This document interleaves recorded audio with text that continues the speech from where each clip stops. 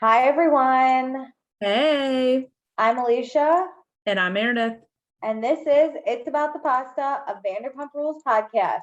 We've made it to the end. It's season 9, reunion episode 2. Wow. This is all we get from this season, and it was great. It was great. Like that's all it. I'm gonna say is by the end of this, I feel like there's a bow on this entire show.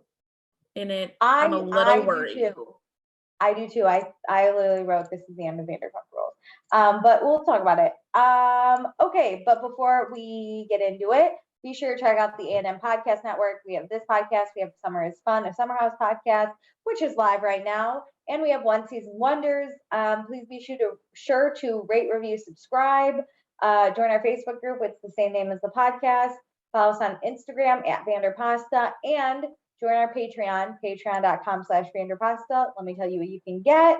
For $1 a month, you get access to all of our fun pre-shows, and you get access to any episodes that we record early. For $2 a month, you get access to everything I just mentioned, plus you get access to after shows that we do when we go back and record old episodes.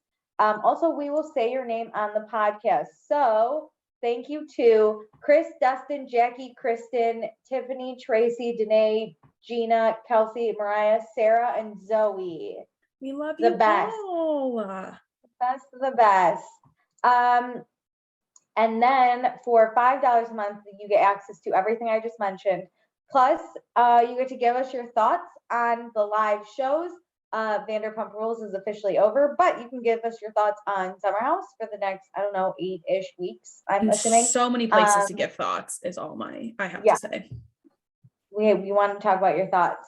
And then also we will pick a patron of the episode. So I have to, as season 9 comes to a conclusion, I have to pick our OG patron, Jackie.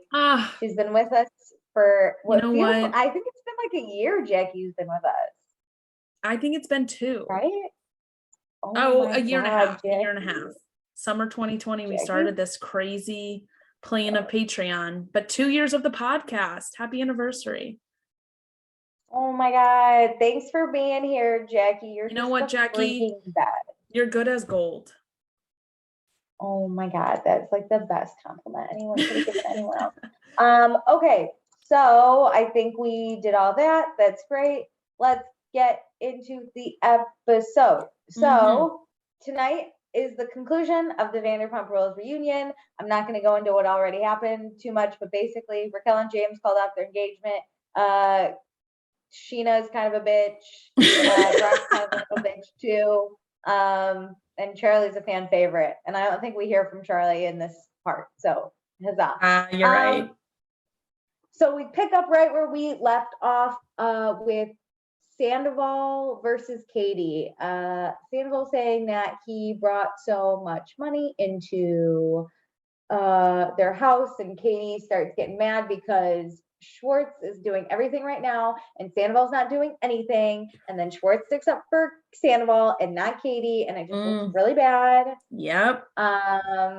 She's spitting the truth, and it's okay sometimes when your partnership isn't 100% fit, like 50-50 exactly. Katie brings up that Sandoval's doing his band, and that's okay to make other things a priority, and Schwartz should step up. This doesn't need to be a problem, but Schwartz needs to stop bitching about Sandoval to Katie and Katie to Sandoval.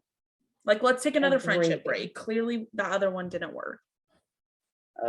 But Katie just cares so much because she's excited for them. Also, Raquel wants to apologize for what she said on Watch What Happens Live. Basically, Andy asked Raquel, do you think Katie should butt out of the bar? And Raquel said yes. But then Raquel's mom called her and was listen, this is what a marriage is. I love that her mom was 50-50. You fucked up, and I'm going to tell you why. Yeah, you're wrong. So, marriage is also a business relationship. It's 50%. Yes, so which Katie says too. If Schwartz dies, that's Katie's debt, which I never thought about. But did they sign a prenup? Am I wrong? Yeah, but that's true. If they have a prenup, it is different. But still, in a normal marriage, without a prenup, that I never thought about truly the actual real business side of it. I just thought about the relationship side of it, that like Schwartz should let her be a part of it, because like that's your marriage. You need to be invested in each other's lives to a certain degree.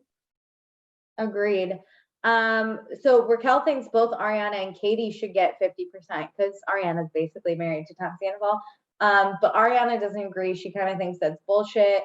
Well, Raquel just says like her say to get 50% of say in Schwartz's 50%. So like Katie gets 50% to like tell Schwartz what she thinks. And I think she gets that. That doesn't mean she actually gets like the end of the day decision. Yeah. But I feel like Sandoval won't even let her have any opinions. No. Katie has absolutely no opinion. But basically, Ariana starts going in on like she doesn't need that because she's obviously not married, and that's something that comes with marriage. So she doesn't believe that that's like the right thing to do, to take 50% of all of your partner's endeavors just because you're married, which is like a fair option to whatever. For example, like Lala and Katie say that she doesn't get it, like because she has never like, and I think I kind of see this a lot, like especially through this episode, like Ariana just thinks everything's completely separate, and if that's what works for her relationship, that's fine, but I don't think she gives enough credit to like, if Katie and Schwartz don't want the same way of life as Ariana and Lala, like you were about to say, like Lala had Randall 0% involved in her business, but it sounds like Schwartz and Katie wrote it down on paper, want to be involved, like Schwartz wants Katie involved when she raised her hand and said she did, and Katie does want to be involved. So if that's their choice on his 50%. Yes. If it was really an issue, they should have wrote it down on paper, because like obviously Randall wants to get involved with give him Lala, but Lala didn't want that. If Schwartz really didn't want Katie involved, they should have had papers drawn up and been like, you're not involved in the bar. Like, if you want to give me your opinion, that's fine, but we're not going to follow through on that. It is easier for, I feel like Lala, since she is, it sounds like she's 100% owner of her business. And then Schwartz and Sandoval, I mean, there is Greg and then like Sandoval's family, but like, let's for argument's sake, just say that they're 50-50 owners. It's tougher like to balance your wants and needs with your other owner. Yeah, it's very hard. And I get that. And this is why you don't fund a business with family or friends. I feel like your friendship, this is at some point, this could get to a point where this truly destroys their friendship. That's what you're risking if you get in business with really close friends and family. Agreed. But Katie has zero involvement in the bar as of right now. And Schwartz just says Katie and Sandoval have never had good work energy, probably from Sir. So it's never worked and it's never gonna work, which fair. All right. Great. Yeah. Like I'm like, let's leave this die. Katie, stop getting involved. Stop even entertaining his conversations about this bar. I know. Be like, next time Schwartz bitches, be like, oh, it sounds hard. Just leave me out of it. I'm opening a sandwich shop. Tell me when the opening is, and I'll be involved when it's open, and I will attend it. Okay, so now let's talk about Raquel's nose. She just felt like this happened too big for her face. I know. But yeah, she's come to terms with her nose. I don't think she got that second nose job. No. But with a little contouring, it looks fine. Which like that makes me sad, because like nobody ever wants their like face or body to look fine.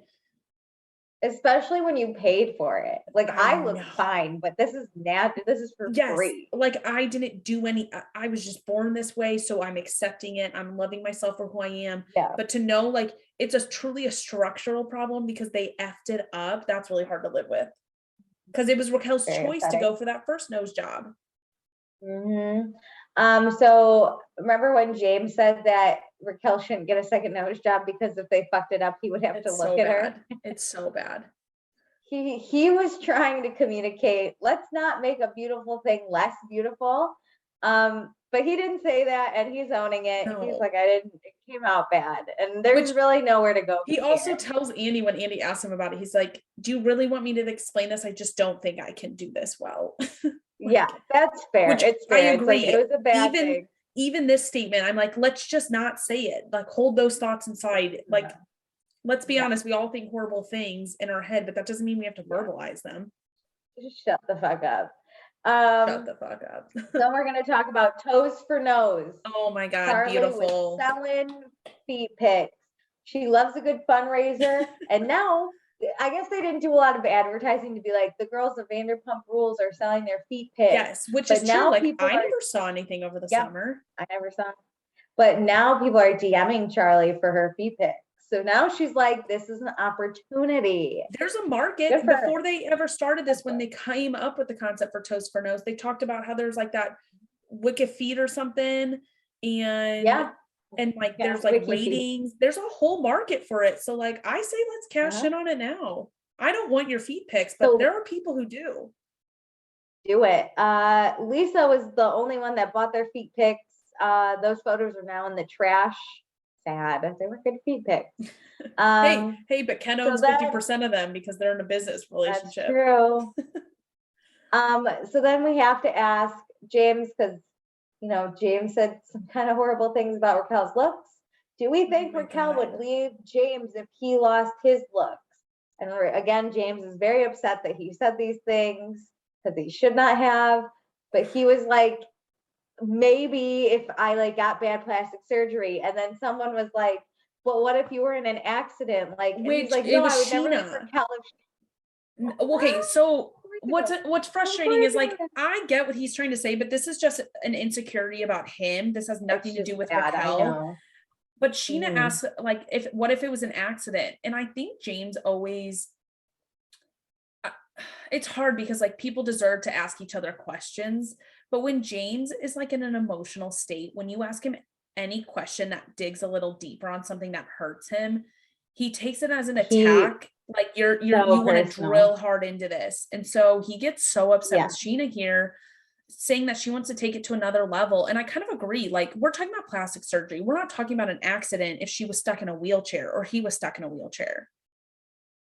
Like, those are two totally different things. Yeah, he was like, I didn't mean that. I meant like plastic surgery. Yes. An accident is different. And so Andy is like, but would Raquel leave you? And Raquel obviously is like, no. But then James goes, she's already left me. Oh, that was like, rough. I was like, oh no. But like, it has nothing to do with Raquel. And I feel like they make it about Raquel whenever he says that statement of like, Raquel would leave me if I looked like that.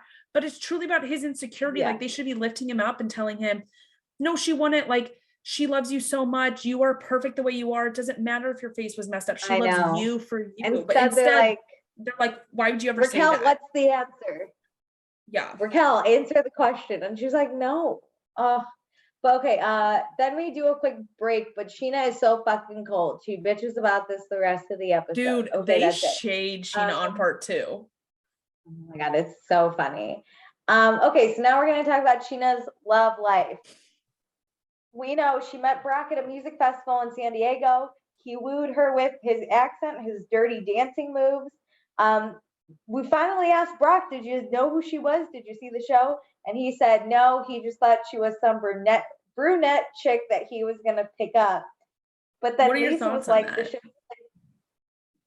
I probably wouldn't. Honestly, like, even the amount of dudes that I think would recognize Scheana are very slim, to be honest. Because what you're about to say is like, Lisa says the show's in Australia. How could you have not seen her? But even if he saw it one time, you can't pick up like also if you watch the show, you would be less attracted to Scheana, honestly. That is true. Good point. Yeah. Especially because if he was like, listen, I don't think he's like bringing much to this relationship financially, but if he was like truly like taking money from her and like doing all this stuff, and she paid for her own ring, and like Scheana was contributing to his child support, I'd be like, okay, maybe he knew she was on this show and like cha-ching, but he's not doing those things. So that wouldn't lead me to think that he like went after her because she was on a reality TV show. Also, no offense, Brock doesn't seem like that bright. Like, he doesn't seem like he'd be like, that's the girl from that conniving. I'm gonna woo her, and then I'm gonna make her pay my child support. Like, I'm gonna become a reality TV star and cha-ching, cha-ching, cha-ching. Yeah, I agree. Yeah, like I think he genuinely. Also, he was probably drunk. Also, I think about mainly my old boss that Meredith knows. He would watch Vanderpump Rules with his now wife all the time. Yeah. And I don't think he could pick Scheana out of a crowd. Like at a music, I don't think Tim would ever. At a music festival, definitely not. If she was in like Chicago, like if he ran into her, I think he would be like, "Oh, you look familiar." But at one of those music festivals where everybody looks the same, they're all in the same types of outfits and all that. Yeah, I agree. He would have never. Okay, so then is Brock just looking for a green card? Remember when Charlie asked this and she just said green card's a bonus, but plot twist, Brock actually has 2 more years on his investment visa. But did he pay $700,000 for this, or did Lisa put this down? So Brock says he's in America on an investment visa and he has 2 years. And Lisa goes, "How did you get that? I had to pay $700,000." Oh, for hers. She didn't. That's not what she paid for it, but she had to prove that she had a $700,000 investment in the U.S. to. Again, I'm kind of making this up. This is just like how I understand it, to basically like give her a reason of why she needs a visa. So she had to like give paperwork. And so that makes more sense. Brock said he got his, which I think Lisa's basically saying like, you had to have some like massive investment here in the US to be able to get this type. Brock says he had a gym, so he wrote down on the paperwork, which this sounds super sketchy. And I'm like, dude, stop saying this stuff on TV.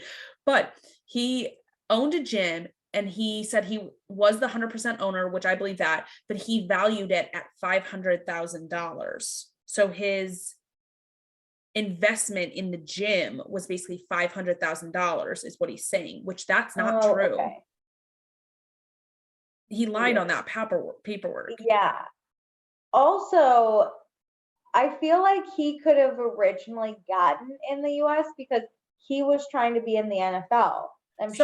He was probably on a work visa at that point and transitioned and to then an made the investment or whatever. Yeah. Because I'm not sure. I don't know the visa process. A dumb American who knows nothing. But hard. I bet once he stopped working with the NFL, he had to quickly scrounge for a way to prove he needed a visa. Okay, so then let's talk about child support because Brock's got to clear this up. So basically, when he left for America, the deal with his ex was that he would just send money back.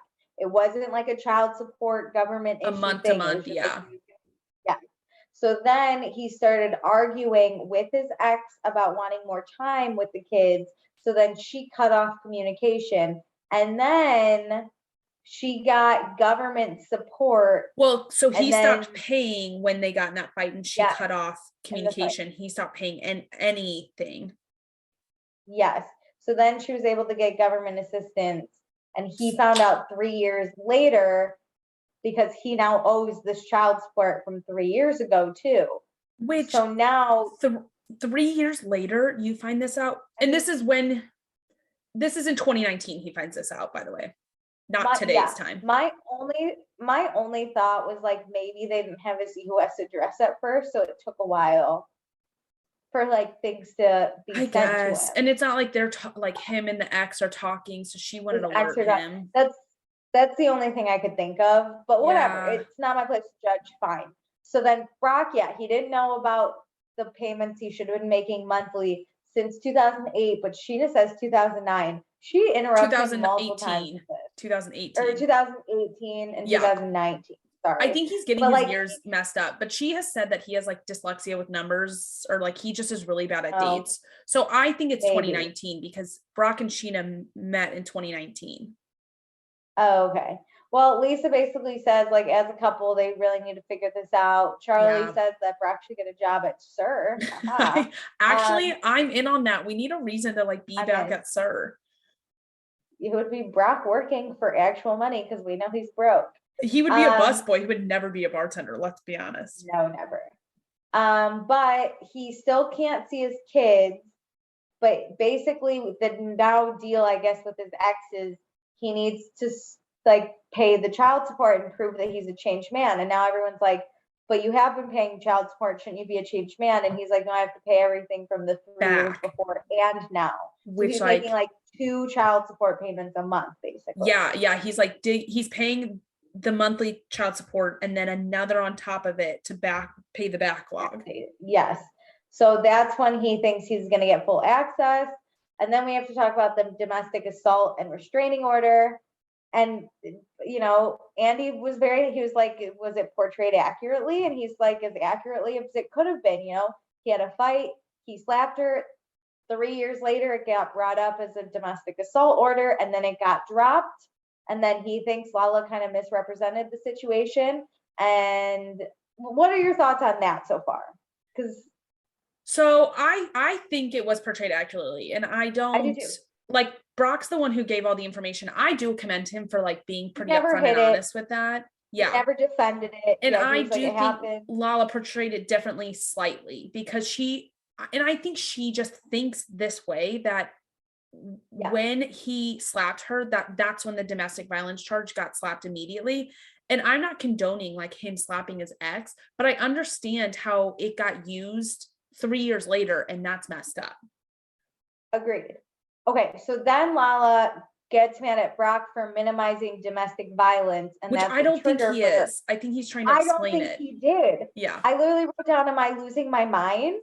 Because listen, I do not condone domestic violence. Very much against it. Support women. I believe women or whoever gets assaulted. It could be men too. Yeah.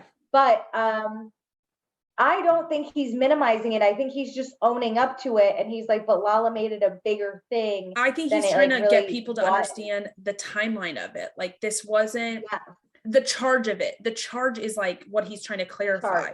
Yes. Yeah. Because every time he ever talks about slapping his ex, he says it was messed up or like, I shouldn't have done it. But he's like, this is what happened. I shouldn't have done it. But 3 years later is when I basically got in trouble for it because her dad because we had like a custody problem. So like she brought it back up. And I don't think he needs to be apologetic to anyone but his ex about it. Agreed. Right? Like, he doesn't need to sit here and be like, Lala, I'm sorry for what I did. No. It was so messed up. Lala didn't know him then. Lala doesn't like. Well, I will say this. Like, when he first announces it, he needs to like say that stuff. To be like, listen, it was really screwed up. I should have never done it. I'm really sorry for it in general, but not sorry to Lala. Which he did. No. I thought he owned it. His story has stayed the same every time it's brought up. So I believe, and he understands why it was brought up like a charge, but then it was dropped, right? Yes. So like, if this woman doesn't want to press charges, like Lala shouldn't try and press the charge against him, right? Right. I don't know. Like, I'm not. I think he's grown and moved past this, and I feel like Lala wants to burn him at the stake currently, and she didn't even know him back then. And I don't like that. For all the things Brock has done this season or like brought up to me, I'm like, okay, you addressed it. You said you effed up. You said this kind of was used against you. I think that sucks. Both exist at the same time. Let's move on. Like, there's no reason to like really dig this up much more. Because I think he's moved past this. Sex was brought against you, but like, you shouldn't have done it in the first place. So you got to own your actions. He did. Now he's not seeing his kids. Like, what else does Lala really want to do here? But the kids part isn't even involved. That's what's so screwed up. I know. It's just whatever. Lala, I don't think she should have dismissed Brock at this point. I would have loved if she was like, it was just new information for me. So I was shocked and I want to make sure my friend is okay. I'm not gonna apologize for that. This is where like Lala really needs to lean on the I'm concerned for Scheana, because she doesn't bring it out like that. It's not like, listen, this is very scary and very serious. She's just like, you're minimizing this, which I don't think he is. But like, throw your concern on it and say like, I'm just worried this could happen to my friend. And I want to make sure it's not. Agreed. Okay, so now let's talk about Raquel being adopted. I would just like to say, in the finale episode, I was like, wow, Raquel looks nothing like her mom. Fucking obviously, Alicia. Well, she should still look like her mom somewhat. That's her aunt. That's true. It's like, but technically her mom is her aunt. Yes. Right? But yes. But that's what I'm saying is like, her mom and her, like her adoptive mom and her should still look like, because they are related. They're actually technically aunt niece. Like, it would make sense where if people said like, oh, you and your dad don't look alike. Yeah. But Raquel kind of looks more like her dad than her mom. I know, it's adoptive super weird. Parents. I know. So yeah, Raquel's adoptive mom is actually her aunt, and her aunt is actually her birth mom. Kind of weird. Raquel's not that close to her birth mom, but she said that's okay because Laura, her adoptive mom, is her real mom. And Raquel loves her dad, and he's driving from Arizona today because he's gonna help her pack her shit tomorrow. Which I'm like, stop! I don't want this. Well, I remember her posting. She put all of her shit in like a storage unit, and she posted a thing at the storage unit, and it was crushed me a little bit. You're right, because basically they announced it the day I think they filmed the reunion. They posted that thing, and the next day she was like going to like a U-Haul storage place and putting all her shit there. Oh my God. They announced it on E! News on a Sunday afternoon. So I think the reunion was filmed Saturday. And then I think she moved out like Monday or something. Like, it was crazy timeline. Yeah. I just know it was Sunday that you sent me the thing because I was on my way to go watch a football game, but then I didn't care about the football game. It was heartbreaking. Anyway, I know. So Raquel's gonna stay with her sister Kate for a while. Oh, Kate. I'm not a fan, but whatever. Who knew Kate would be such a like star in this show? Part, I know. So James does say he didn't really get along with Raquel's family. He never felt truly loved or accepted. Raquel's dad basically told Raquel that Raquel's dad told Lisa that he didn't want Raquel dating an alcoholic and that he was gonna dig a shallow grave for James, which I was like, which we got the receipts on. He told that to Lisa at the engagement party, and Lisa goes, "Is this a joke? Are you serious?" And Raquel's dad just like gave her eyes, and I was like, "This is too far. I don't like this." Raquel's dad, listen, I get you're protecting your baby, but don't do it on TV, my dude. But also, like, that's too far. There's a difference between protecting your child and like telling her and trying to advise her, and then going to James's boss and saying you already have a hole ready for him. Yeah, that's insane. I don't think James has ever done something so horrible for somebody to say at his engagement party that they have a hole ready for him. And it's not a joke. Listen, like he didn't treat Raquel as great as she should have been treated, but also like Schwartz doesn't treat Katie like that should happen, and no one's fucking coming for him. Yeah. And like it's always worse on TV, right? Because they're only going to show the bad things that James does. The really like peak in pits. And I understand James did a lot of horrible things, but he tried to get better for your, like, he really did want to make it work. It seems like her dad never gave him any chance, any opening, not even just to be like civil, because James then details like in 2021 Thanksgiving how Raquel's dad verbally assaulted him because he didn't wear the hiking boots. And Raquel, I know Raquel doesn't defend her dad on this one. And I'm glad she doesn't. That was messed up. There's fucking shoes. Who cares that much? He's not an avid hiker. I know it wasn't even a real hike. James was asking for her dad's like permission. I thought he just left him at home, or like, I don't know, but like if I didn't like, I don't even know how to explain this, because if somebody bought me a pair of hiking boots, actually I've been gifted so many things I never want and I don't want to wear them. James doesn't seem like a hiker, so I bet he like just threw them at Goodwill and was like, I don't want these. Also, LA's hot. Why are we gonna wear boots? Wear some gym shoes. Let your ankles breathe. I don't know. This seems just so petty. They're fucking hiking boots. At least Grandma Buttons loves James. You can go smoke a cig with everybody Grandma Buttons, loves even that. though he doesn't smoke. This is the last thing I feel like James is holding on to of Raquel is Grandma Buttons, and I'm okay with that. You know, we can split custody. I know, even Raquel is like, Grandma Buttons loves him. James. Okay, so what are we at? Okay, wait. I need to mention this because we go right either to commercial or we're about to change like subjects. Yeah. And Scheana like is sitting on her side and is pissed that she's on that side. I'm gonna literally put quotes in the air. That side. And I think it's because it's not her good side. Because if you think about every picture you see of Scheana, she's like on basically where Raquel and James, like that side of her face. Like And she basically tells Brock that he's not supporting her enough for this tantrum about what side she's sitting on. I literally wrote, Scheana throws a fit. I was like, what fit? Yeah. This is where I'm like, they're trolling her, but also you put that tweet up and I have to talk about it here, where it was like, it said something like, that producer who made Scheana look bad clearly didn't have to work that hard. And I'm like, yeah, of course she didn't. They didn't have a lot to work with. Like, no, they had a lot to work with.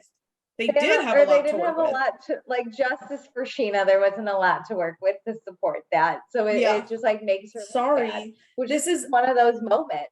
I'm just like, this is not that important. She's bitching about how cold she is in her seat and like basically is saying she doesn't like what side is being shown of her. Also, listen, even my good side is my bad side, but if I had glam, every part of me would be my good side. Of course. I look great. For a minute, I thought she was talking about like the people she was sitting next to, and I was like, no, this is her crew. It's Ariana and Brock, and I was like, what are you talking about? You're pissed you're not next to James and Raquel, and then I was like, wait a minute, those are her besties. What's the problem here? Scheana is this vain, though. I don't know. Okay, let's talk about Scheana some more. So Lala thinks that Scheana didn't pay attention to any of Brock's red flags. And then, but looking back, Lala's not an expert on some red flags. No. Am I right? No, we could make a whole montage of all the things that really aren't sitting right anymore, right, Andy? A whole montage of Lala sticking up for how great her man is. Listen, I love a fall from the top. Like a graceful fall. Absolutely. And that's what this was. But this was like not a graceful fall. This is a me tumbling down the stairs moment. This is messy. So listen, I do feel bad for what happened to Lala, but I do think she's way too judgmental, and then it like happened to her. And she doesn't present it the right way. She just pointed out Brock's red flags, I don't think people would be grilling her for this as hard. But it's that she touted how amazing Randall was at the same time. It's bad. It's so like glass house, Lala, you're living in that glass house way too much. So Lala says she deeply cares for Scheana and thinks Scheana has a great heart. And now looking back, Lala feels terrible about it. Oh, I'm sure we do. Someone on this show is still engaged, and it's not Lala. So who would have thought? But yeah, she says that Brock has done nothing but love Scheana, and Lala should have focused on her own problems.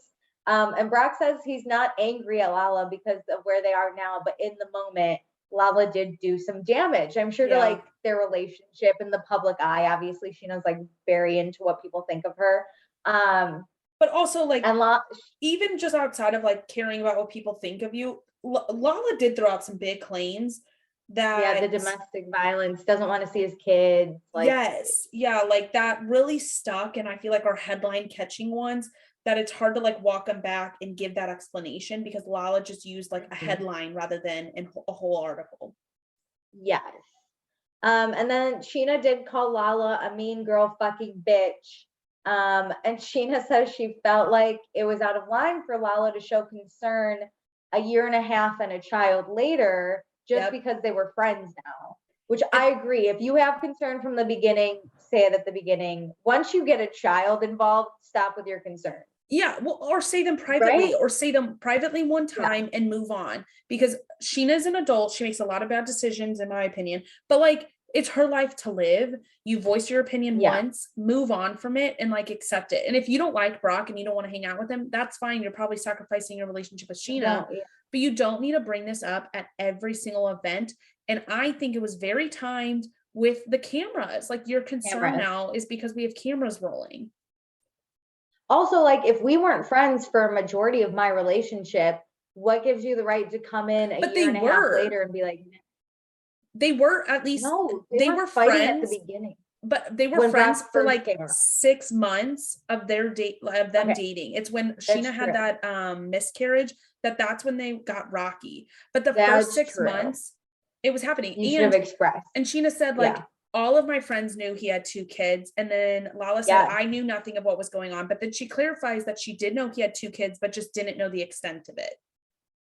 Which like, great. But also if Scheana knows the extent, you know, like. Yeah. So you can ask your questions. Once you learn the extent, show your concern and let it die. ask your questions, get your facts, say, Scheana, are you sure this is what you want to do? If Scheana says yes, then like it's done and over with. Like, I think they went shopping and like Lala showed her concern in that, but then kept bringing it up at the tea party and then at the Tom cocktails thing. And it looked like it was just to be like, oh, Lisa's here. Now I'm going to bring it up. Oh, more people are here. I'm going to bring it up again. Oh, I have to educate and turn people against Scheana and Brock. I'm going to do it. Like, it looks bad. Listen, I'm not the biggest Scheana lover, and especially in this reunion, but I think what Lala's doing is for the cameras. Yeah, I agree. But then Brock, because he's the new Jax, has to say that Lala was too busy to get to know him because she was on private jets hanging out with Machine Gun Kelly. And everyone laughs, and I was like, well, I would go hang out with Machine Gun Kelly too. Yeah, why are we shading her? We would, Brock, you would do the same thing. You're actually the biggest mooch on this show, in my opinion. So agreed.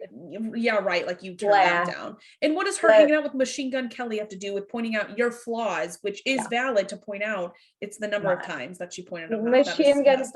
Machine Gun Kelly's not hanging out with Lala for more than one afternoon, so she had plenty of other times to get to know Brock if she wanted to. Very true. So, Sandoval, basically then it's kind of brought up, like, did we know about Randall? Oof. And Sandoval said that, like, Lala would have hated if people brought up the shit they heard about Randall. Yes, because so true. At that dinner, they showed us that flashback to Sandoval was talking just in theory, not even real, and Lala freaked the fuck out. Yeah, don't talk about my man. Yeah. Especially like the camera's going. He's like, what if I did this exact same thing to you? And she's like, we're not doing this. Even without any facts being brought, right? It's just like hypothetical. She's hypocritical because she'll do it to Brock all day long. She wouldn't even bring up a hypothetical about Randall. So she would have never lived for anybody bringing up any rumors, because they were rumors, except for James and Raquel, in my opinion. So Sandoval says he did hear rumors, and this is when Lala's like, well, why didn't you tell me? And Sandoval's like, you don't want us to talk about your personal life. Yeah.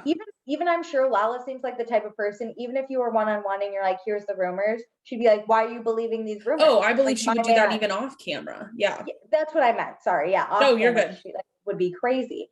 So Ariana and Scheana agree. Like, we weren't going to bring it up. You've been nothing but. No. And especially Sandoval's, he's like, I'm not going to say names, but someone we know who's like friends with someone, knew like someone that Randall was hitting up. It was a someone of someone of someone. Yeah, I have it. So this is another part that Andy and Lisa like butt heads, because Andy's like, can you tell us what you heard? And Sandoval says, someone that everyone here knows that he's not going to bring up has a sibling who works with someone that Randall hit up. And Lisa's like, oh, come on, that doesn't sound right. And Sandoval's like, I know. That's why I have never said anything. The rumors, right? And then Andy is like, no, Lisa, stop. Because I asked him, like, what were I want to know what you heard. Yeah. Which who do you think are the someone of someone? I have no idea who has a sibling that works with someone. It kind of makes me think it's like, I don't think it's like Scheana. No, not Scheana. No, but I was gonna say I was gonna say maybe Stassi, because we know of her sister. But like, I don't think it'd be like Jax. It wouldn't be Brittany, because Brittany's like siblings aren't in this universe. I think it would be Stassi's brother. I think it has to be someone who has at one time been aired on this show, because of the way they're like not exposed. Saying names. Yeah, that's true. And they're like someone we all know. So then it's like because it's someone we all know has a sibling. So it's no one at this reunion. Yeah. So it like could even like Danica or someone, like someone we all know has a sibling who works with. Yeah. So it does sound crazy, but that's why it was never brought to Lala, right? Because it's a crazy ass rumor. He's not even saying he believed it. He's just saying, this is what I heard. Yeah, this is what I had heard, and how far the rumors had gotten, and how ridiculous these rumors kind of were too sometimes. Yeah, so like he hit up some work friend, and then James says he heard sexual rumors about hotel rooms and like girls meeting up. And James actually saw at Sir Randall buying drinks for these two hot girls. Yes. Which again is not enough of a smoking gun to be like, hey, your husband. Yeah. Randall's cheating on you. Yeah. Yeah. So then Lala's like, no one ever expressed concern. It should have been brought to my attention. And James is like, well, I talked to like, I saw Randall do and I talked to him, but B, like, I can't talk about Randall. Like, I've done that way too many times. Yes. And every time I shoot myself. There was a podcast I was listening to and I can't even remember what it was, but James was like, I finally got on board with Randall and then this shit happened. So like, I couldn't be the one to be like, this is all happening because I had been trashing him for the past like 3 years. See, like James can't bring it up. No. Sandoval and Lala fought for a majority of this season, so he's not going to bring it up. Ariana and Lala aren't in a great place, and they weren't before the show. And the rumors they had aren't worthy enough. Yeah, just like it never, there's not, and also and then Raquel so defensive. Raquel, I think either saw something or because of James knew something, but it's like Raquel and Lala have never gotten along. If it had been Katie, I feel like Katie or like Stassi would have brought this up to Lala, but we don't get those opinions. I bet Katie knew something, but she was like, it's such a random rumor, like Tom Sandoval's friend of a friend, like it doesn't fucking make sense. And then Lisa says like, you know what, Lala, like they might have known, but they were loyal enough not to discuss anything on camera. Yep. And then which Lala is huge. Lala goes, I wish they would have. No, and I was you like, don't. no, you don't, because no, then you'd be bitching at this reunion about how they bitched about you on camera. I think she would have whatever. I think she would have bitched during the season and in her interviews, and then now would have had to bow down and be like, oops, sorry, you guys were right. No, I think even if she didn't know they were talking about her until she saw the season, I think now she would have been like, I just didn't appreciate that people were talking about it on camera. Oh, yeah. Like, I think she still would have had an issue. Like, there's no way. So, Lala and Randall are officially split. Lala started to notice that Randall was never home. It was always work related. He was always on the phone. And I mean, it could have been Mark Wahlberg that he was hanging out with. And Randall. It is hard because I feel like she probably told herself stories of like why he was gone, and he probably told her stories too, and it seems valid until it's not. Yeah, so it never registered for Lala until October 15th when Katie called Lala and said there are these pictures on the internet, which are the pictures that went viral that we all saw. I'm pretty sure they were in Nashville, right? Nashville, yeah. So then Lala knew that Randall isn't who she thinks he is. And she's upset because Randall made her feel safe enough to bring a child in this world, which is like so sad. I'm like, okay, wait. So was this child like planned or was this an accident? I think Lala wanted commitment before she would bring a child into. And you know what? Someone. Yeah. Because of the pandemic, they canceled their wedding in April of 2020. And so I bet it was like, listen, let's not do a wedding till we can have it. But like, we're basically already married. Yeah. Let's just start now. Yeah. And then the new Jax goes, cool story, bro, because he's just a bitch. I do feel for Lala, especially because she found out with the rest of the world. Like, this sucks. Let's not capitalize. Again, Brock, why do we have to capitalize on people's pain and like twist the knife in them? I know. And I think everyone really feels like bad for Lala that this was the situation. It's fucked up. I know. It kind of sucks. It just like super sucks. There's like nothing to say about it. Yeah. But what did Randall do to have Lala stay? Or like, what could Randall have done to make Lala stay? And she said there wasn't much. She basically closed off, or she locked her bedroom door. Yeah, she stayed in her bedroom. And then Andy goes, so you were captive in your own home. And then Lisa's like, no, she wasn't. And Andy's like, that's basically I would say, yeah, she did it to herself, but she was trapped in her own home. I wouldn't use the word captive because it does sound like he like trapped her in there himself. But I love Andy being like, I'm just repeating what she said, basically. She basically was trapped. It's my job to turn sentences into shit, Lisa. God damn it.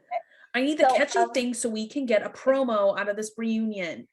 So, basically Randall went to Miami and no woman should ever let their But this is after, it sounds like this is after she locked herself in, right? Yes, he left for Miami. And then she packed up 5 years of her things and got the fuck out. Which then, geez, that is. So but then, did Scheana see signs? And she said, like, on Tom's birthday, Lala had told Scheana that she felt like she didn't have a partner in Randall the way Scheana did with Brock. And, you know, Lala and Randall always put on a good front. Everything is great. Scheana understands that because she's the poster child for that. She is the president of that club, and Lala has become the VP. But like, she couldn't imagine raising a baby alone. You know, I could, Jesus, that would be hard because even with staff, even if though you have the physical help, your nurses are not giving you the emotional support you need to get through like postpartum and like this huge shift in your life. Still not a partner. Yeah. It's and just like a babysitter almost. When Randall was like MIA, quote unquote, working, was Lala then taking care of his kids whenever it was like his time to have their daughters? Or were they literally have no idea. His ex? Probably the ex. The ex probably just was like, I'll keep my kids then. Yeah, it was like a flexible schedule. When Randall's actually in town, he gets them. But if he's not in town, he doesn't. Well, he's with Mark Wahlberg. The kids understand. True. Also, I listened to another podcast. I don't know what podcast I listened to. It's really hard, but it was the same one with James. But Lala said that she has not seen his kids, and that is really hard on her because she did become very close with them. She made like a but she has a lot of respect for his ex-wife now. Yeah. And even I think before they split up, she said she had a lot of respect for her, and that is the biggest mistake Randall ever made, was basically effing up his marriage with his ex-wife, which I'm like, wow. Yeah, great for her. Also, I feel like the children at one point are going to be like, what about our sister Ocean? You know, like I think the ex and Lala might have to just, I know. I was about to say, I hope at some point they could like make some headway. Yeah. And not become like friends, but make sure that the children cool enough for the kids. Yeah. So then Andy brings up, you know, there was all these cheating allegations against James, and Raquel ignored them, and Lala called her dumb for that. Like it all comes full circle, Lala. We got it all on camera. Raquel says like she heard rumors about Randall, so she wasn't surprised because Raquel knew Lala as a mistress. Oh my God. I was like, you are throwing zingers, you little. I was like, Raquel, my sweet baby angel. Oh God, like, whoa, you're just like stripping her naked right now. It just seems like history repeats itself. Oh, I was like, not who I expected it from. Scheana, I expected it from. But I didn't hate it. I was like, damn, Raquel. No, because it's, you know what I've learned? It's all in the delivery. Is Raquel says it like, listen, I mean, I knew Lala as the mistress, and you know, history's just repeating itself. But Brock would be like, you suck. You're the mistress. You were the mistress. Yeah. You got what you deserved. And then to just put that knife in, Lisa goes, sometimes the way you get them is the way you lose them. And I was like, you know what? It is really interesting how we're actually finally being honest about the beginning of Randall and Lala, because because then she goes into it. She would not say anything like this, or let people say stuff like this. No, because now she's saying she met Randall and she was told that they were separated and they were on the road for 2 months straight. And like, who would let that happen? Yeah, someone's like, who would let that happen? My God, like you had to know you were a mistress. And you know what? The only time I appreciated Brock being like, well, you did that too, Lala. But he said it under his breath. So it's like, we get it, but you don't have to like zing her out in public. Just say it loud enough so the mic picks it up and we all get it. Yeah, because Brock said it, and then the editors grabbed a sound beat from 5 minutes earlier of Lala being like, he was gone for work 2 months, and I didn't even imagine that he could be cheating on me. And I was like, I just didn't age well. But it does show to you that like you feel safe and you tell yourself things, and the things that you judge people for, you like, it can easily so happen to you. So like, let's all knock ourselves down for a notch and like just have some compassion. Agreed. So Lala says then she's only seen successful marriages and didn't know people rolled that way. And I was like, seriously? I've only seen successful marriages and I know people roll that way. That's like me saying like, I've never seen a successful marriage, so I can't imagine like people being happy. Yeah, like come on. There is television, there are shows that show us all versions of life. You're gonna tell me Jax Taylor's got the perfect marriage. You literally were on a show with someone. The Bubbas, we've fucking all the time. Which like Jesus. These are real marriages. So we did see the ups and downs of them. And like Schwartz and Katie it seemed fine, like they're gonna make it long term, but that doesn't mean it's perfect and they don't lie to each other or hide things from each other. Like, don't dig your head in the sand, Lala. You're gonna tell me in LA there you don't know of one horrible marriage. Honestly. Anyway, so Lisa's like, how did you not know when you literally started dating someone who was a piece of shit? Yeah. Like it was right there. Yeah, wait, did his broken marriage not clue you off that bad marriages exist? It happens. He cheats. Do you see cheaters cheat? Yeah. But then it was also like, did you really not know he had a wife? And Lala was like, no, we were always traveling her at my place. And I was like, red flags. You're talking about Brock's red flags. He handed you his red flags. Brock did, but like Randall is trying to hand you red flags, and you won't take him either, honey. Only green, baby. But yeah, so Brock then sucks, and he says that she didn't have to look at the red flags because she was getting Range Rovers and shit. This is again where I'm like, Brock, this is not your place. You weren't on this show when the Range Rover like things happened. So like, stop talking right now. Also, someone tweeted like Brock should shut up because Scheana got her start by being the mistress too. Yes, you posted that. Like again, have some compassion. Your fucking fiance started that way too. Like people get into shit that they don't mean for it to happen. And you know what? I bet both Scheana and Lala looked the other way at some red flags in both of those situations because you know what? Yeah, a Range Rover is pretty fucking nice. Brock, I bet you take a Range Rover it got handed to you and didn't ask questions. Does he not see the red flags Scheana hands him? Because there's probably some that we've all seen. So, I mean. How about you go pay off your credit card bill with that ring, and then we can talk about getting a free Range Rover. So Lala says she believes Randall's led a double life for such a long time. He'll stop at nothing to make sure the double life isn't exposed. She's still finding stuff out. And she didn't think this was happened to her because who honestly thinks that? Which I wanted more. Like, tell me more about this double life. What are you finding out, Lala? Give it to me. Give me Lala. Give me Lala. Like mad. Give me Lala. Give me Lala with Randall's secrets. Yes. That's what I needed this titled. She believes her 5.5 years with Randall is a lie.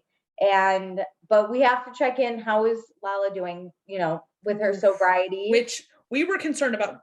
James's sobriety with Raquel, I never actually thought about Lala's. Lala is I just think she has such a better headspace, especially with like a kid. She's like, I'm not going to change. I think the kid helps ground it. Yeah. So she says she's never been stronger. And I think having James there too, and this sounds bad, but they're both going through like similar situations and they both have lived similar situations and becoming sober. I think they are able to really lean on each other in this. Well, the one difference though is that I think Lala really saw it in herself that she needed to be sober, whereas James saw it in Raquel. Yeah, I feel like Raquel pushed him into a better light, but I think Lala doing it on her own and for her own reasons. Her stronger. Yeah.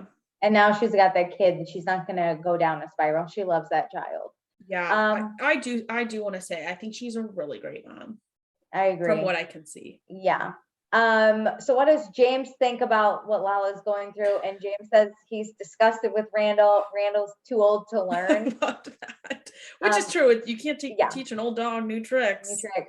But James has never liked Randall. And then Ariana's like, are we fucking done with pickleball? And I was like, thank God. Honestly, that's the true lighting in all Schwartz being like, don't come for pickleball. Oh my God. But then I guess this was great. Randall reached out to James about relationship tips, which like, sir. Of all the people. Sir, call Tom Schwartz before you call James. The one step lower than James is if you would have contacted Jax, which I bet he did. I bet he did. I bet Randall texted Jax and said, hey, how did you get Brittany to forgive you after literally being on tape? Piece of shit. Fucking Faith. Yes, I did. What do I need to do? Yeah, what do I do from here? What's the path forward? So, whatever, let's move on to some happy stuff. We got something about her sandwiches. Everyone loves this name. Oh yeah, especially Lisa. It's growing on me when you add sandwiches at the end. Yes. Something about her sounds like a fragrance. And then when you put sandwiches, it really like, anchors it. Yeah. It's better. I know what I'm getting. But yeah, so Katie's not mad that Schwartz did the bar with Sandoval, but she just thought she would also get her sandwich thing. But Schwartz thought it was like a golden years kind of. Yes, which this thing, explains like it so 50. much more. Yes. Because prior to them having this conversation, they clearly had never actually talked about timing. On camera, Katie was like, "No, I meant it like now." No. And Schwartz was like, "Oh, I thought Schwartz like golden age. We're 50. Fun little pop up." And Katie's like, "What? I'm not waiting that long." They do not communicate. No. I don't know how Lala's never seen a bad marriage, because this one just doesn't seem like her on the which like clearly it works for them in their like very personal life, but business wise, they are not great. Horrifying. No. But I bet Katie has just learned, like, I'm not going to talk details with Schwartz. We're going to take like separate cars to a party. That's true. Yeah. But they are looking for other investors. No Randall. That was our question. No Randall. I was so happy to get this answer. This was one of my biggest questions that I forgot about until it came up. No. And then we find out Randall did offer the $150K, but then approached Katie's friend and offered them the investment, with Randall taking 20%, 25% of that. And then he would split the 25% with his business partner. So it wasn't even like Randall was paying for it himself. He was going to like get other people to invest in his investment. Wait, I thought what they were saying was, because I actually thought, and I'm going to pull this up from my season finale notes, but I thought Randall offered them $100,000 and then asked Katie's friend for $150,000, and was the business partner and him were going to give Katie and Ariana the $100,000 investment they offered and keep $25,000 each. Not 25%, because you were talking about percentages, right? Oh, they said 25%, I thought, in the reunion. No, okay, so I just looked it up. Yeah, Randall in the finale offered $100,000 for the business. So this means that then Randall went to Katie's friend and asked for a $150,000 loan for the investment. So he was offering it for a higher price to make money off of the investment. Ew. Yeah. So basically he was going to take the friend, let's just call her Rebecca because I need a name, Rebecca's money, send $100,000 to Ariana and Katie, and Randall and the business partner were going to each keep $25,000. That is so fucked up. And Katie's friend Rebecca would have had, let's say, whatever the investment amount, let's say it was 25% he was going to get for the $100,000 investment, that Katie's friend Rebecca would have gotten 20% investment, like stake in the business, for $150,000 when it was originally $100,000. Holy shit. Randall is broke as Brock? Am I like that's what I'm saying? Like he's making money off of this. He's not just like, trying to like secure the funds, because that's normal to like be like, okay, we're gonna get $100,000 together from a few like partners, and like that's how we're gonna like actually supply this money. Yeah. No, he was also, like scraping off the top. He also didn't tell them that he was reaching out to other partners. So thank God for Rebecca or whoever. So that shady. Told Katie. So shady. I guess the Toms were right to not have Randall invest. Yeah. Is that the one good thing they did about their business? Yes. And you know what? We don't need the weird Randall sandwich name. You know, we can have the pumpernickel again. Lisa's open. She's like, clearly, if it doesn't fit with the sandwich name, you're not the right You're not investor. Get out of here. Let's talk about Brock and Scheana's prenup. Normally people get a prenup when you have a wedding date set. They did it before their engagement. Brock said it's hard to surprise Scheana because she's the type of person that needs to know what's going on all the time. Okay, but it does make sense because Scheana says they had talked about doing the shotgun wedding type thing. So the surprise wedding, Scheana knew there would be a surprise wedding and engagement. Yeah. So that does make sense to get the prenup and the marriage license to prepare for the surprise. It makes sense, but I get it. But then we have to talk about when Brock was going to do that proposal with Lala and Randall, and Lala just bow down here and be like, all right, I fucked up.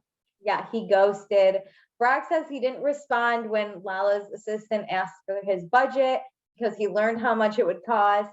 and he just pulled the plug, but he didn't let Lala know. That's the thing. And then he says Lala's misinterpreting the information. I don't think she is. He found out, she basically saying he found out how much it was, found out we weren't going to pay for it, and he ditched, and he's saying the exact same thing. You got to let these people know, stop looking into this stuff. This is not in my budget. That's okay. Yeah. So then Lisa was like, why is the money going towards your children?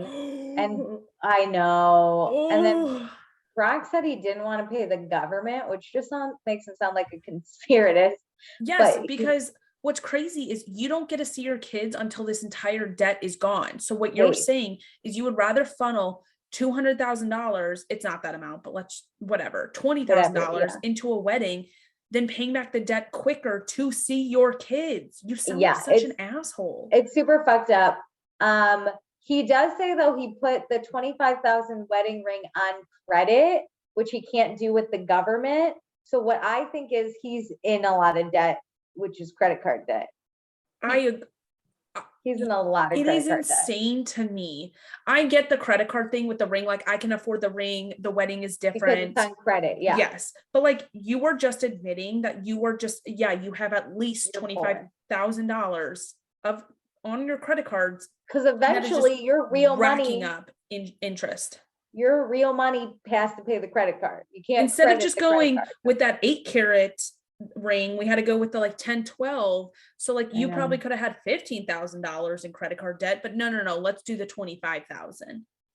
So now let's get into some screaming. So the second proposal plan, why did Sandoval agree if he knew like it was a bad idea? And he's like, I just felt trapped because I guess him and Ariana were like, don't worry about the first thing, dude. Like, you got this. We're going to support you. They're trying to be cheerleaders. Yes. Yeah. And then Brock was like, this is what we're going to do. And they were like, oh no, we really can't say no now. We like fully support. Yeah. They're like, don't get down. We'll find a new plan. It'll be great. And Brock's like, here's the new plan. And they're like, shit. Yeah. And then of course the engagement party, Scheana says she didn't want to take away from James and Raquel. They're like, why not? Why announce your engagement then? And she said, why don't I get to be happy about something that happens in my life? My God, I want to punch her. It grinds my gears so much the way this whole conversation goes, because Scheana, nobody said you're not allowed to be happy. No one has ever said that. You could have just told James and Raquel and said, what do you want me to do? Like, it's up to you. If you want me to announce my engagement before, during, after, and Raquel being the kind, sweet human she is, she would have said, announce it before we get to the California. Yes, we are all so happy for you. We'll have a drink for you. Yeah, this happens in my family a lot too, where somebody says no to one thing. And what everybody's telling Scheana and Brock is don't do it at this weekend. And because you say no once, people are like, I'm never allowed to do anything. Yeah. You say no to everything. And it's like, no, I just said no to this one thing. You could have announced it before, announced it after. All I said was don't do it while we're at San Luis. Yeah. Yes.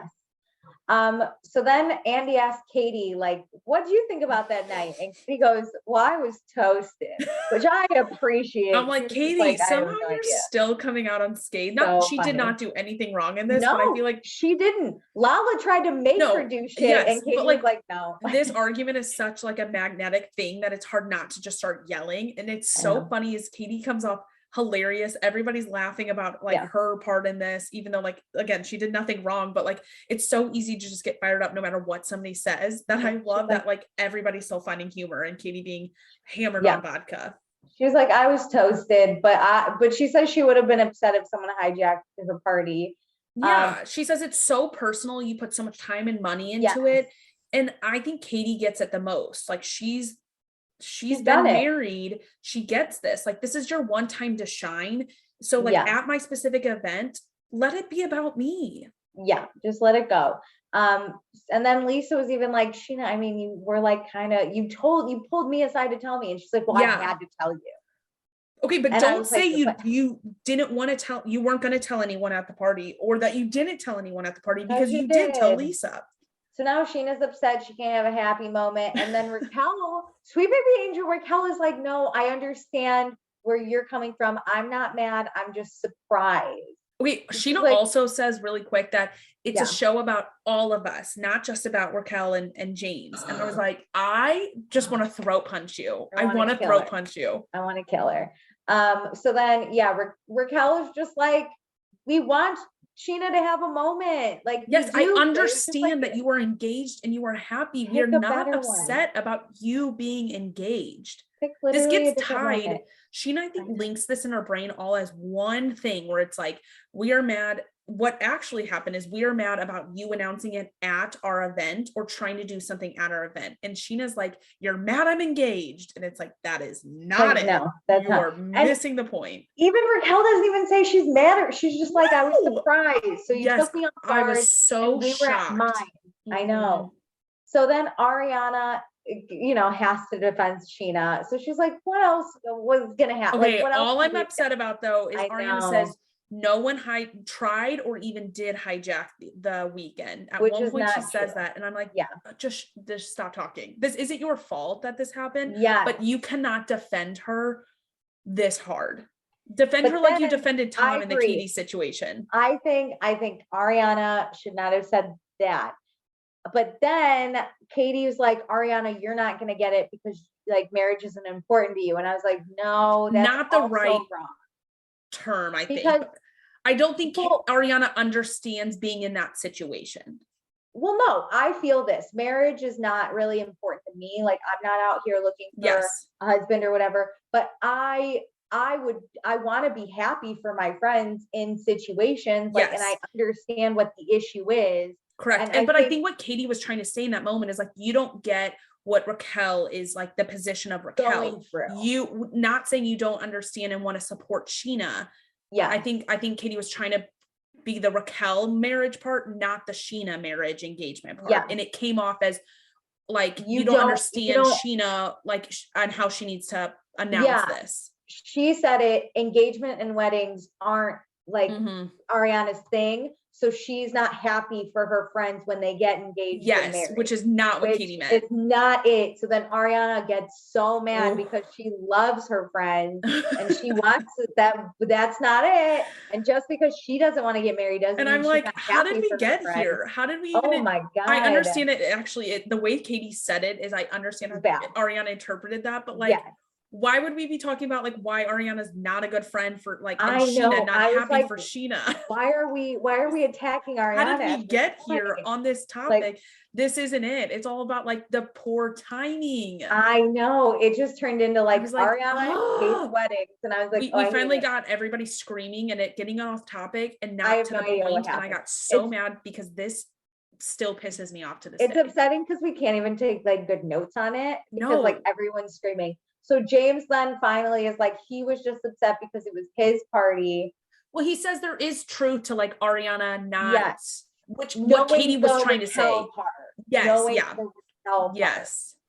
So then, he's upset it was his party, and Scheana says like nothing happened except Lala opening her big mouth. But that's not true. Like Scheana, that's not true. You announced your engagement at the weekend. You told Lisa. And you fucking put your ring on. So many people were wrong. It like Scheana was way wronger than anyone else, and that's not even a word. But Lala shouldn't have said any. Like Lala just should have shut up. But Scheana keeps being like Lala did something wrong, so it negates anything I did. No, Scheana gave Lala a fully loaded gun and went, don't pull the trigger. Yes, like Lala here's the red button. Don't you dare touch it. Yeah. And then Lala was like, well, now I'm gonna pull the trigger. Like it was like, well, it's kind of like, don't press this button, but if you do, James gets rescued. So I feel like Lala was kind of put in a difficult position of like, I want to be a good friend, and you're basically telling me not to. It wasn't the time, but still, it's like, what the fuck are you doing to me? It would be like the red button saves James either now or tomorrow, and she's gonna pick to save James. I want to save him now. Yeah, that's a great analogy. Like it was just so bad. So then James and Brock start arguing, and James says he knows his place, so Brock should know his place. Oh, which to be honest, this is what I've been saying all season. And James says it was tacky, and I love him throwing these digs because it's true. Yeah, it's true. It's cheap and tacky. You couldn't afford your own wedding, so you wanted to use my location, and you wanted to do it behind the scenes. Call his ass out. Do it. Fuck yeah. So then that's how the reunion ends. Well, that's how the real like we conversation. End the official reunion. We're gonna quick toast to Tom Sandoval making a drink called Summer's Eve. What's next? Lisa's opening up Paris and Vegas, and she's a grandmother. James still wishes Raquel the best because he loves her. Raquel's gonna help disabled children. We stan Raquel, as we said in the last reunion. We stan Raquel. Charlie is TV-less and cable-less, so she's not gonna be able to watch the reunion. Katie and Schwartz got restaurants and bars and babies to worry about. Wait. Lala's baby is going to get her through. Brock and Scheana are engaged. They're going to get married next November. I'm like, okay, so now we're going to wait an entire year? Hopefully, we wanted to shotgun this so quick. Now we're going to wait forever. Now we're waiting for the Australian borders to open up because his kids will hopefully be able to see him by November. Well, she says his family. She doesn't say kids. I highly doubt he's going to be able to pay off that entire child support debt. That ring and pay for this trip to Bali, but I guess credit card debt's out there for everyone. No wonder he has bad credit in America. He has Homebody on the way, which hopefully opens up before spring of 2022. You know what? Again, we're still on track. There still can be a winner on who is going to open their business first. Schwartz and Sandy's, something about her or Homebody. And as I check Homebody, we still don't have it on the App Store. It's coming to the App Store soon on Instagram. Which, like, thank you for constantly using the word soon, everybody, because that is not defined. I would just like you to know it's been soon for like at least 4 weeks because that's how long we've been talking about this. More than 4 weeks. We had the Homebody shoot was years ago in my mind. I know. Whatever. So Ariana and Sandoval got eggs in the freezers. And then we asked the real question, who's getting Graham? Which I told you this, I think, at the finale. I know. So basically Raquel's parents got Graham for her as a graduation gift. So Raquel gets the dog. And that's like cheers, everyone. Then they're like, cheers. I know, let's drink. So then after the reunion, we normally don't get this, but everyone goes back to their dressing room together, their stuff. Andy hugs James. It's the sweetest, like, how you doing moment. And I was like, I'm going to start crying. Well, James, listen, I love Raquel, I do. But I think without James, she wouldn't have gotten as many dramatic screen time reality TV moments. Absolutely not. James, when they say Charlie's the future of Pump Rules, James is the current. Like James, absolutely. He opened the door without him, without them dating, or like even if they dated for a little bit, but until I would say season 8 was probably like Raquel's real opening. Because she started working at SUR, I believe, that season. Yeah.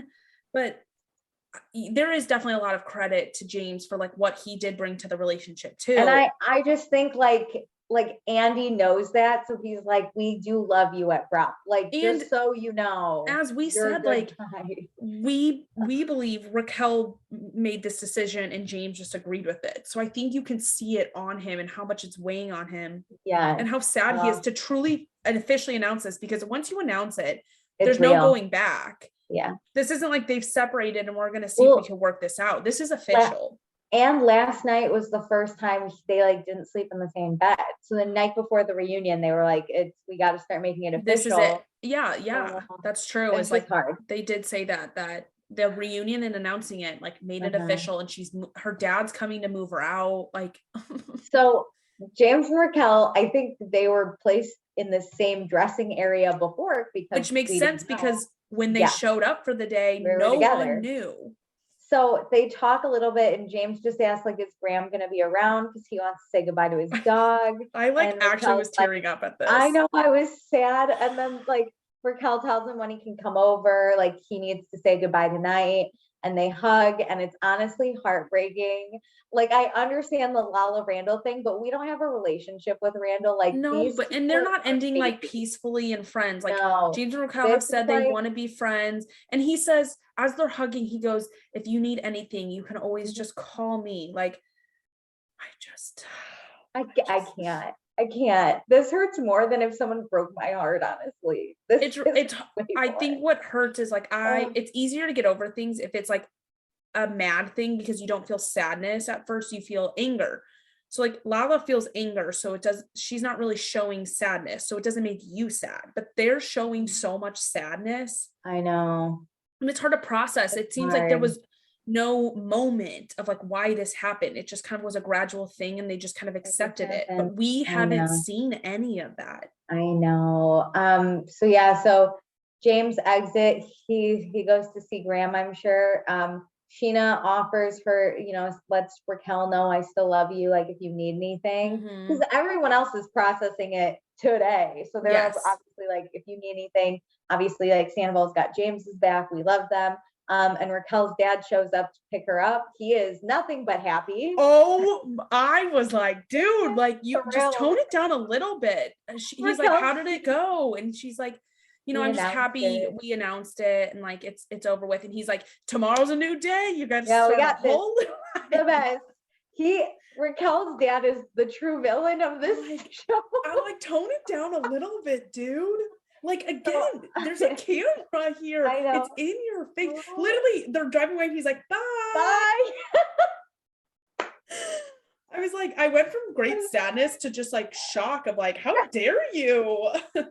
I'd be so embarrassed if my dad did. I'd be like, I'd be mortified. I'm like, not Raquel's the time. Raquel is heartbroken, clearly, because this was how many years of her life and her love. He cares about him. That's her best friend. Yeah. And her dad's like, fuck him. He can die in that shallow grave. That's the thing is you can tell they don't even care that like Raquel and James were like friends and want to be friends in the future. He's like, we're done. We're done. Thank God. Never another Thanksgiving. Yeah. I bet he asked for the hiking boots back. I'm just kidding. That's too much. Those are long gone. We know that rage conversation. Okay, I have one question for you though. Did you see on Scheana's story the party they had to watch the reunion? Yes. And did you see Raquel with the engagement ring balloon? No. Raquel basically like they had one of those big blow up engagement ring balloons and she like stabbed it and it was like her unengagement party. And people are roasting her. I saw that. People are coming at Raquel. But listen, if I ever were to get divorced, I'd be like, let's go on a divorce moon instead of like a honeymoon. Like me and my friends are gonna go. Like it's been a month since they filmed this. Everyone grieves this way in breakups, right? Like everyone has a moment where they're like, fuck my ex, I'm gonna like party. Raquel's is just televised, right? Like she has to do it in front of the public eye. Yeah. Which that's my only thing is like, all right, this is where I'm like, Scheana, like you're kind of supposed to be friends with both of them. Maybe like not put that on Instagram. James, but again, like why are we filtering our lives to make everyone else happy is my other thought. James has already been linked to a new girl. So I don't know why. It was on E! News. I think I posted about it. I didn't read the article yet, but Raquel was hugging a guy in Scheana's video at one point. She like jumped back from him. Listen, like it's fucking happening. You got like, I don't know. Don't hate on either of them. They're both gonna grieve in their own ways. And they gotta move on. Like it's done. And I think they still love each other, but we're gonna celebrate, not being together because that's the only thing we can do. Yeah. Right? Like whatever. When is enough time to move on? Like at some point you just gotta do it. Whenever. Okay, really quick. I counted up our accepted and blocked. This is like one of my favorite things we do. Do you want to guess who was the most accepted and most blocked? Did you combine ours or am I guessing separate? I combined it. It's all okay. Also, I think I might be one off because I think I skipped one, but I totally fine. Okay. I think the most blocked is Lala. No. Really? We have a tie for most blocked, and neither one is Lala. Is it Brock? No. I don't think Sandoval? He's one.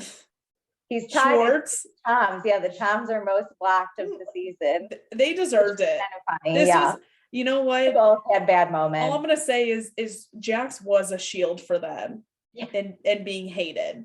Yeah. Yeah. So like they're just normal level people now. Yeah, so it's shining more. I agree. So who do you think was most accepted?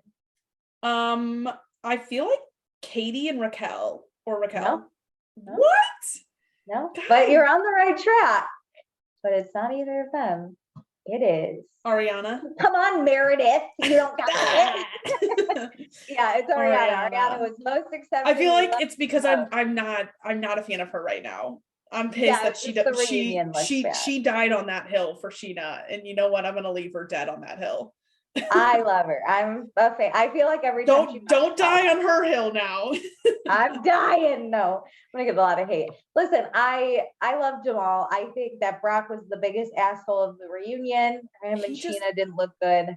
I don't care if it's like if I'm like talking down to him at this point, but like know your place. There is a moment, especially when you first meet people and it's your first season of like it's like a rookie thing. Know your place a little bit. This is not your reunion to like come at things. Yeah. It's kind of like a speak when spoken to moment, but in a way of like, if you're not a topic of the conversation or your fiance isn't, you don't need to be chiming in on Lala's Range Rovers. It's just funny because James did that at reunions where he chimed in where he wasn't needed. It pisses me off. Good, but it was good. Oh, but he was more like under the breath. Like he would make comments and one or two people would hear them. Brock is like shouting it out into the ether. Yeah. But I think James and Raquel looked great. I hope, honestly, the future of Vanderpump Rules lies with James, Raquel, and Charlie. Like, I don't know. I felt like after season 8, it was done because they didn't film for so long, and now I think it's over. It's I think hard. Raquel's dad going bye is the end. The way it was cut, it feels like the book closed.